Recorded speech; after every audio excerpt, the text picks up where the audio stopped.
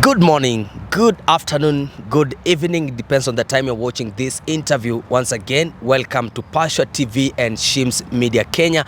Today we have a guest from Kasipul constituency and we're having a short interview. He's going to introduce himself and he's going to tell us why he is in Nairobi and he has decided to have an interview with us. Welcome to our interview. Vipi bro?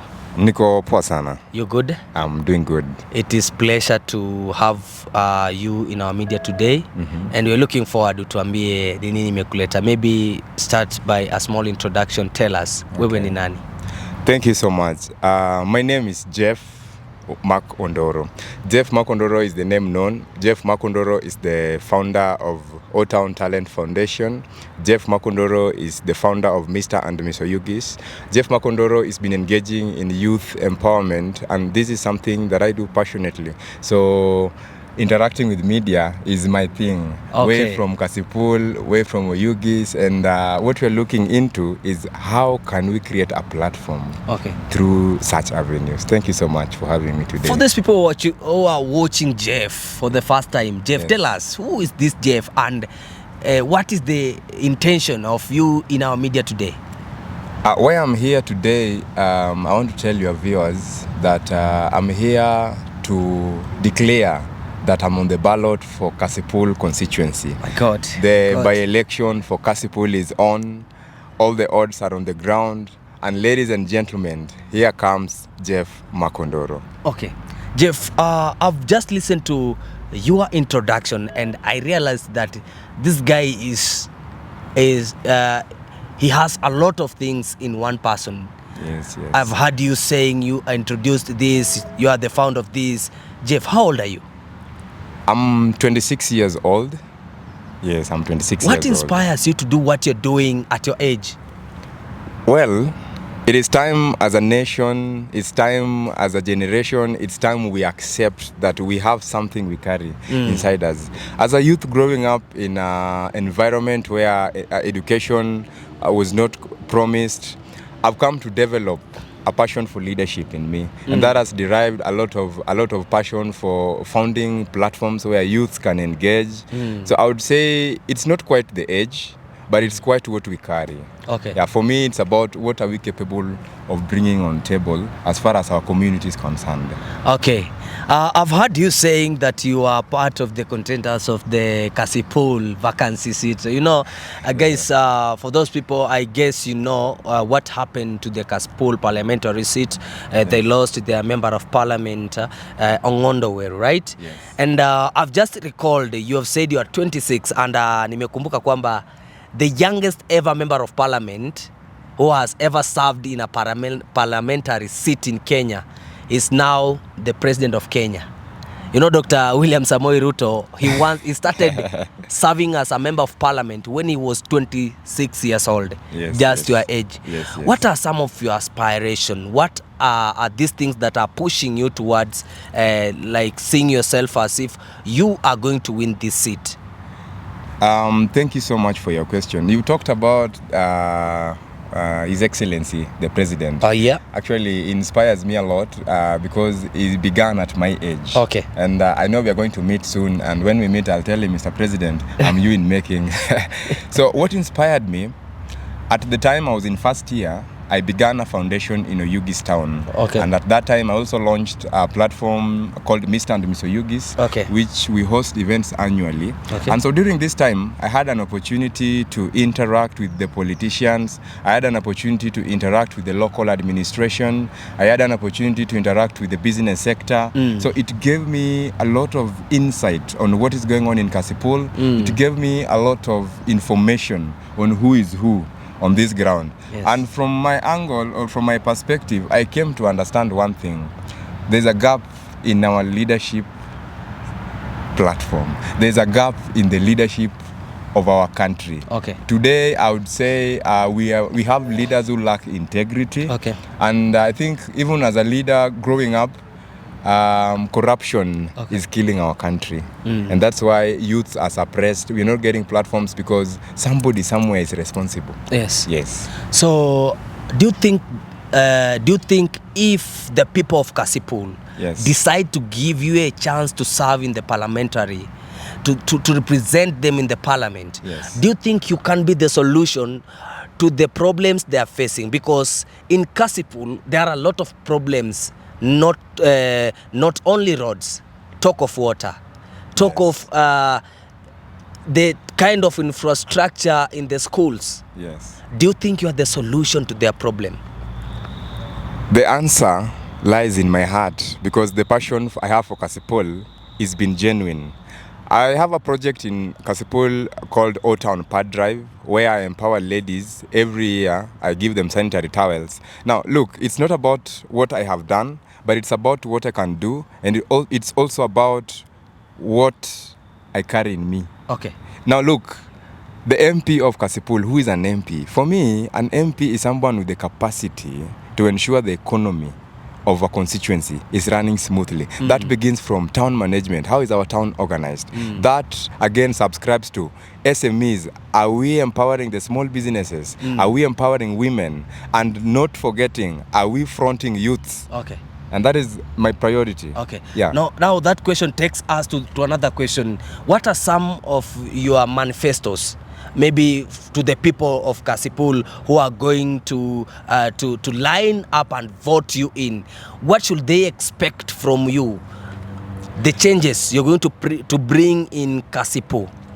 The people of Kasipul, first of all, they should expect an expansion because Makondoro has a plan for Oyugis town as a town. Makondoro has a Vision 2030 plan that we want to execute. How are we going to execute this?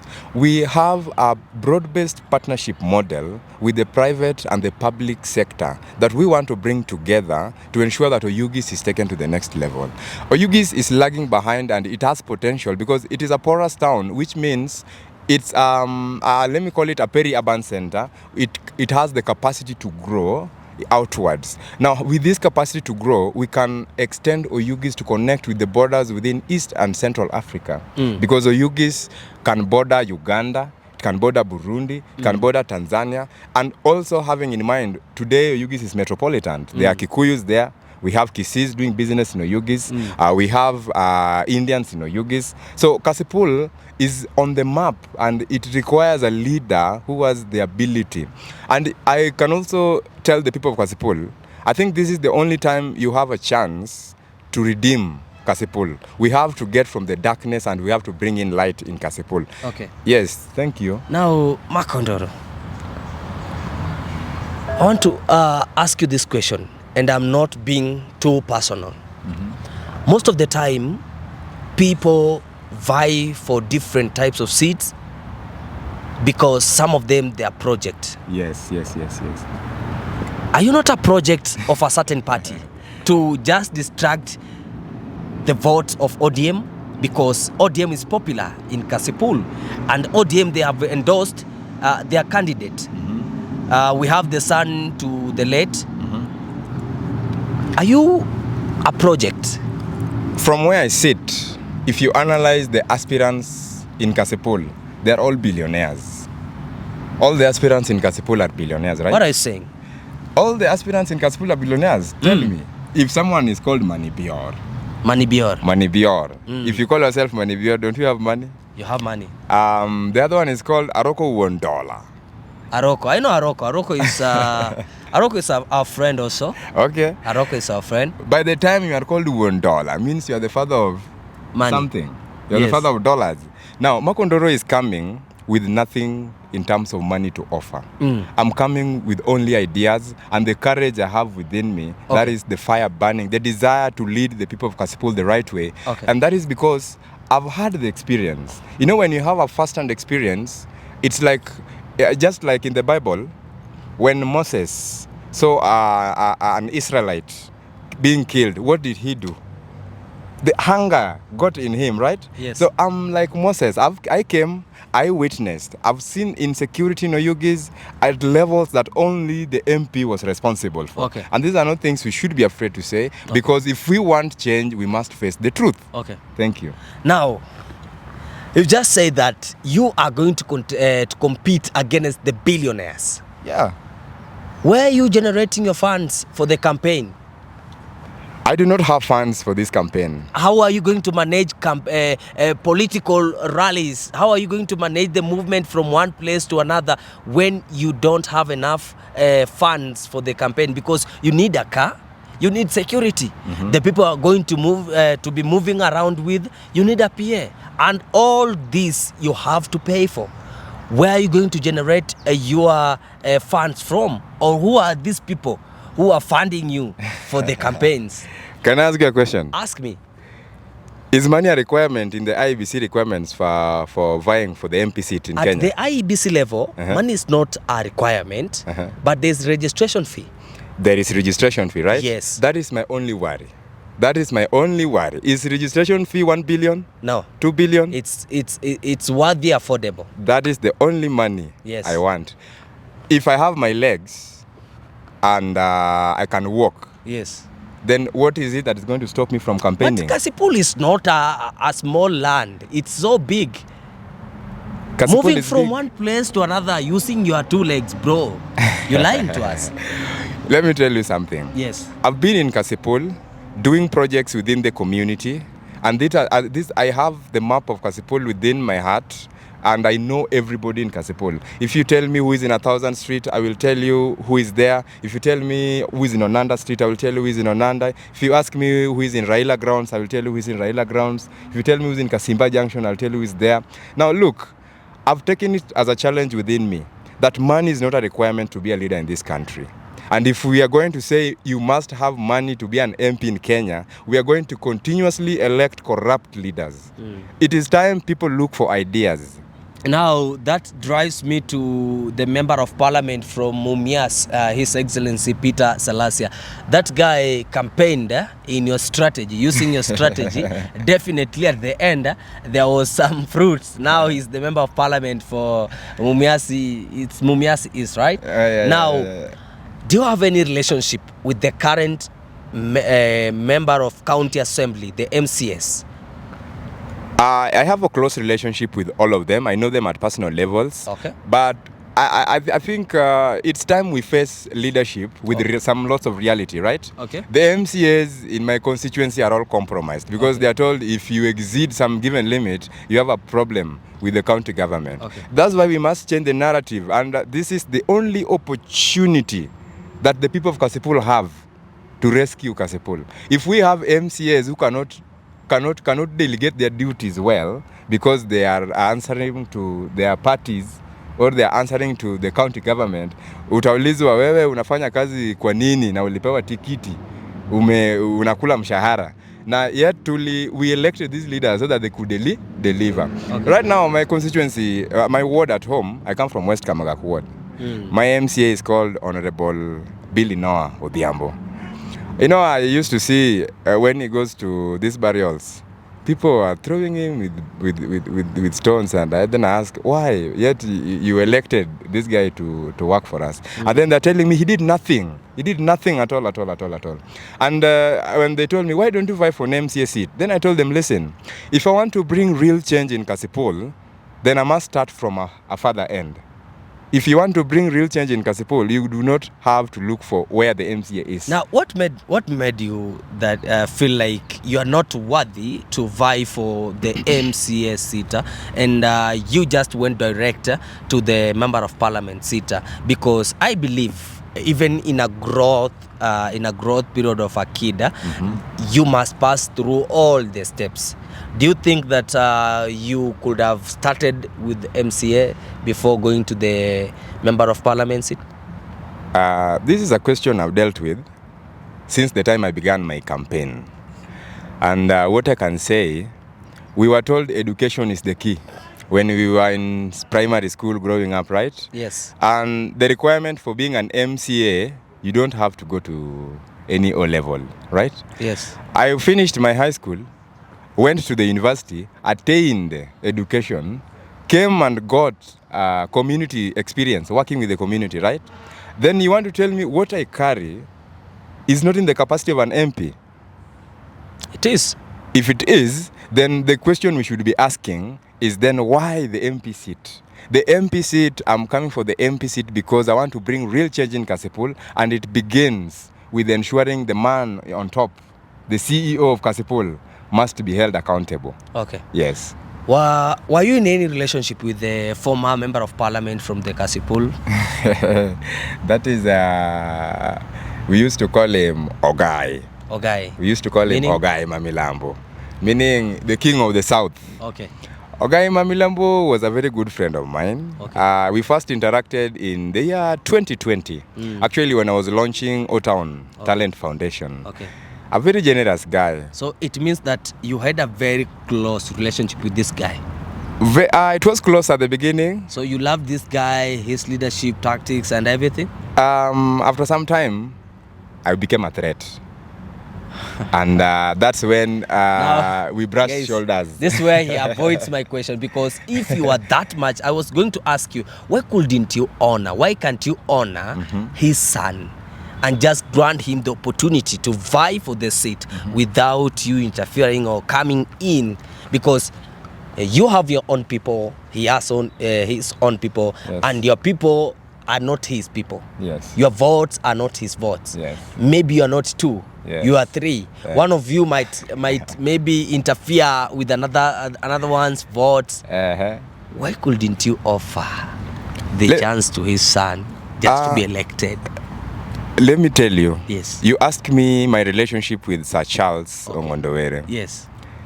That man, it was only close if he could control you, but very ruthless if you went against him. No, being that I was working with youths within the town, I was doing a lot of market cleaning projects, sanitary towel distribution. He asked me one day, what is your agenda? Is there something in particular you want?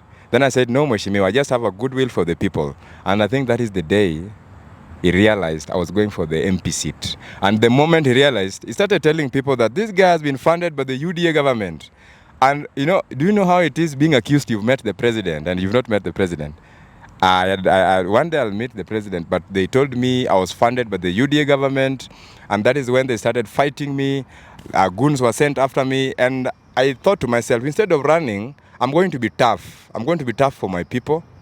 I'm going to be tough because I cannot run away from my home because it is filled with violence. So I had to retaliate. I had to align myself in a way that I had to do mature politics. Okay. Because that is the time I realized I was a politician. Okay. Yes. Now, by-elections zinaendelea.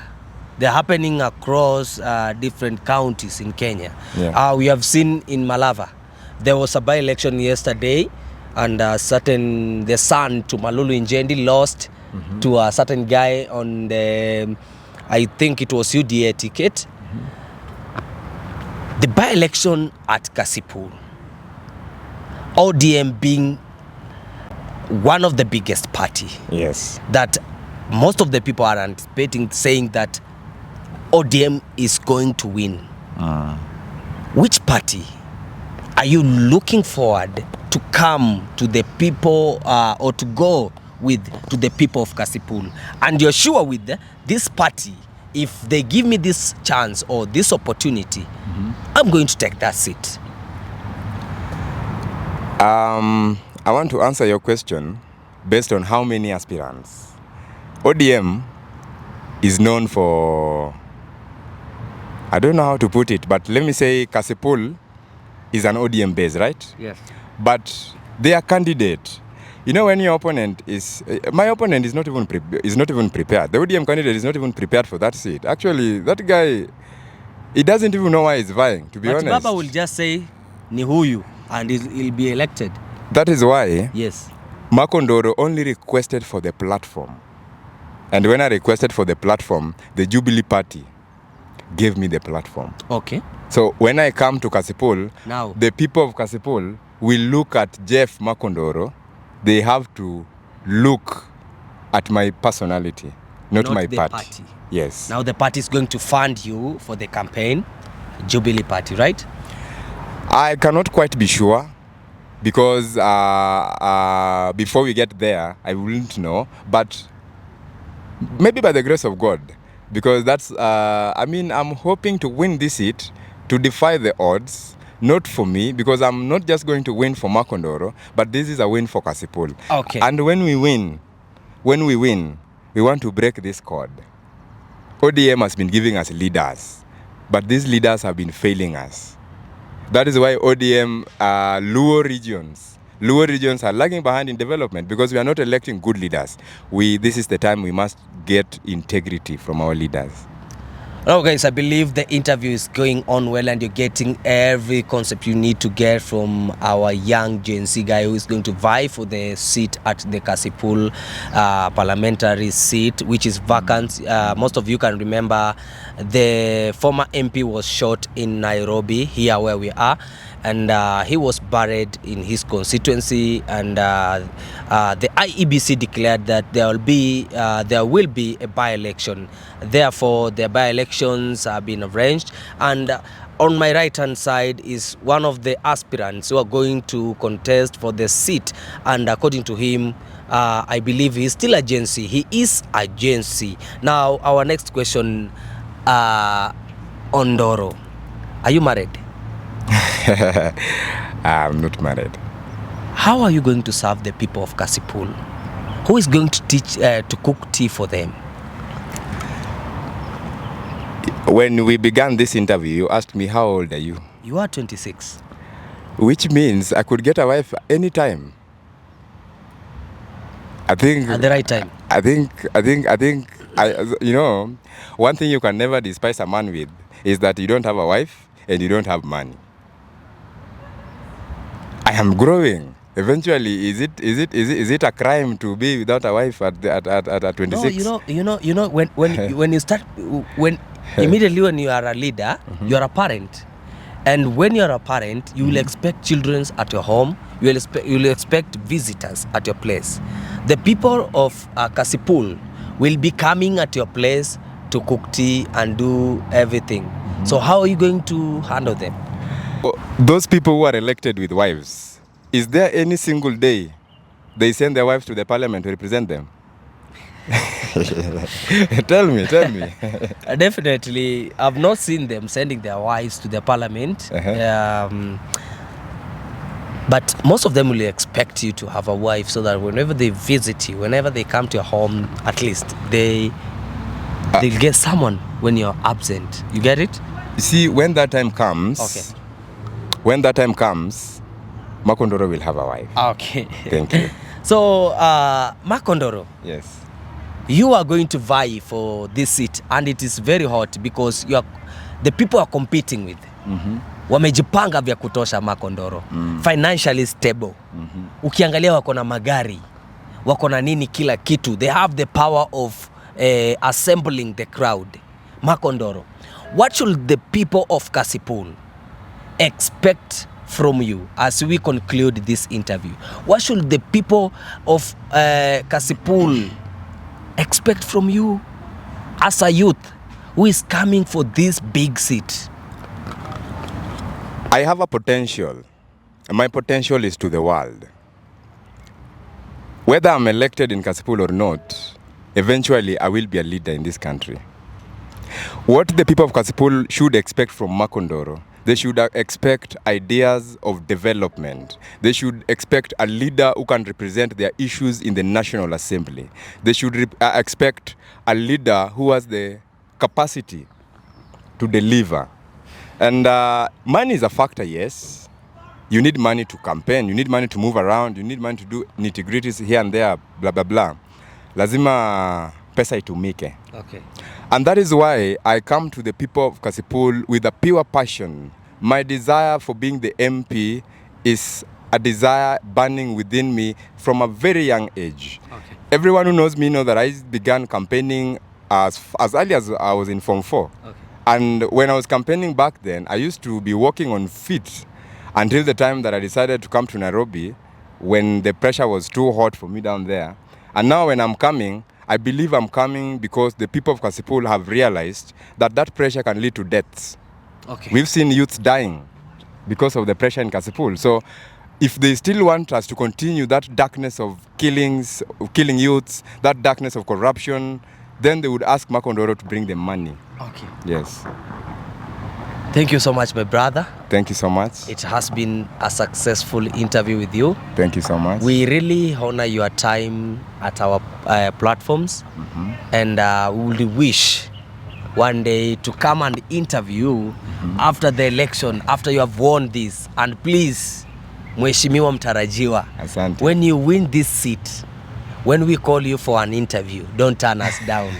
Because most of the people in Kenya, we have interviewed people from zero, and right now when you look where they are, they are very big people in this country. Most of them, tukianza kutajia hapa kwa media utasema you are lying.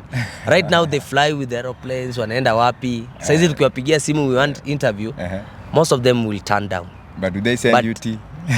But let me tell you, hiki tu kishinda, usisahau wa Kenya kwa jumla. Don't forget your youths. It has been a successful interview with Agency Makondoro, who is eyeing the seat from Kasipul constituency. And guys, sincerely speaking, it is indeed a successful interview. And if you're watching this interview from Kasipul, from Shims and Pasha TV, this is the guy you are looking for. This is the leader you guys have been dreaming for. And indeed, I believe he can bring change to your constituency. If you think Makondoro deserves this, therefore, wait for him at the ballot and make a good tick on the right box. From Pasha TV and Shims Media, bye-bye. Thank you so much.